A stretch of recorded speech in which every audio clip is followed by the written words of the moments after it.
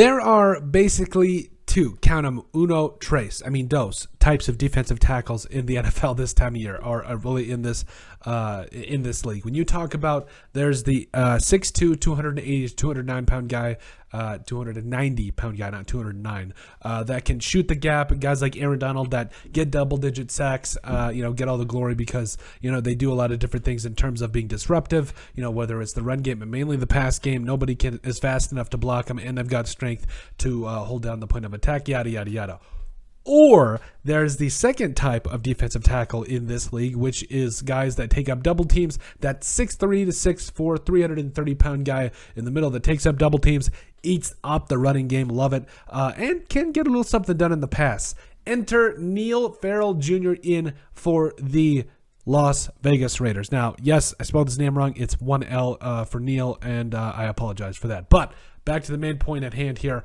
Neil Farrell Jr. is one of those guys that, at the end of the day, you brought him in as a fourth-round pick, and I'm thinking, okay, he's going to be one of those guys that comes in, and I think he's going to be really interesting for a lot of different reasons. Obviously, you look at him for what he did at LSU, and you're excited. I do think overall that he's going to be one of those guys that might take him a little bit to get going because he does have some guys in front of him. Let's be honest about that. You talk about the Raiders bringing back Jonathan Hankins. Also, you got Bilal Nichols you signed in free agency. Also, Vernon Butler, Kyle Payco, all those guys. Even Tyler Lancaster to a degree. I think, what is he, coming over from the Packers?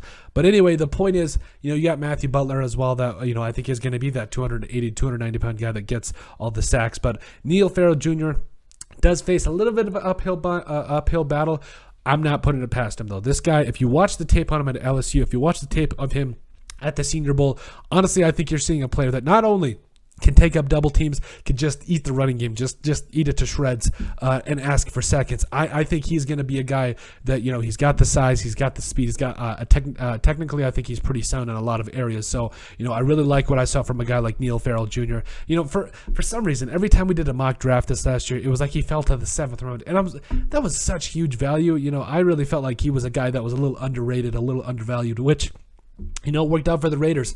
The 4th round, I think, is an excellent spot to get him in because, yes, you do see, don't just take it from me, but, if you just take a look at what he did at LSU, his first year, I think it was more of a redshirt year, and it got him on the field a little bit, but, I think that, that at the end of the day, you saw a guy that honestly is one of those guys that, and in the run game specifically, really did get it done. In 2019 and 2021, we're talking about a guy that had over 45 tackles at that defensive tackle position, which is pretty tough to do, especially if you're a guy that's mainly going to be taking up those double teams. But I love it. Overall, a guy that also did register 7.5 sacks.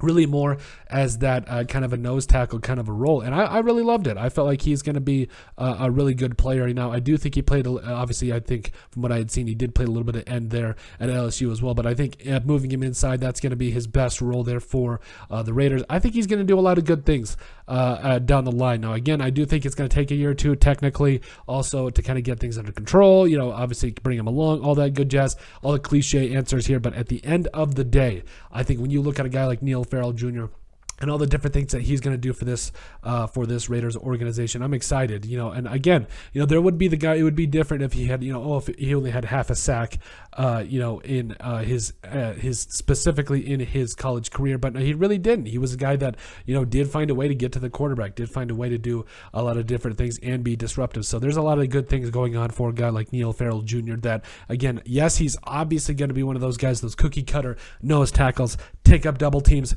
eat up the run game, but also he brings a little something in the pass game that I think the Raiders really missed last year, and I'm excited. He is a man in the middle, and I think he's going to make some things happen for the Raiders this year, or, and down the line for that matter. But let us know what you guys think. Make sure you guys like and subscribe down below. Leave a like and a comment. It helps people find the show. We greatly appreciate all the support that we've gotten and continue to get. You guys are all truly awesome. We love every single one of you. Down in the description below, you'll find all of our social media platforms. Give us a like and a follow there. Also remember to give us a listen and sub on iTunes. And finally, if you have anything else you'd like us to cover, send us an email at thesportsbp@yahoo.com or put it in the comment section down below, and we would love to cover it. But let us know what you guys think about Neil Farrell Jr. being a man in the middle for the Las Vegas Raiders.